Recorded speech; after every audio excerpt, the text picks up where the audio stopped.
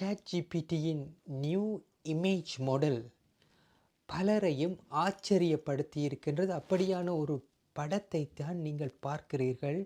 December 16ஆம் திகதி அன்று இந்த இமேஜ் மாடலை ChatGPT வெளியிட்டிருக்கின்றது. ஏனென்றால் நவம்பர் மாதத்திலே வெளியாகின கூகுள் ஜெமினி நானோ பனானா ப்ரோவின் இமேஜ் மாடல்கள் அந்த நிறுவனத்தின் தளத்தை வேறொரு கட்டத்துக்கு உயர்த்திவிட்டிருக்கின்றது. இதனால் ChatGPT அதிர்ச்சி அடைந்ததோ என்னவோ, அவர்கள் அவசரமாக தம்முடைய இமேஜ் மாடலை மேம்படுத்தி இருக்கிறார்கள். மிகவும் சிறப்பாக இருக்கிறது. இதுவரை காலத்திலே AI மூலமாக உழைக்க முடியுமா என்று இருந்தவர்களுக்கு இந்த இமேஜ் மாடலை நீங்கள் சரிவர பயன்படுத்தினால் சிறப்பான ப்ரமோஷன் ஃப்ளையர்ஸ் செய்யலாம்.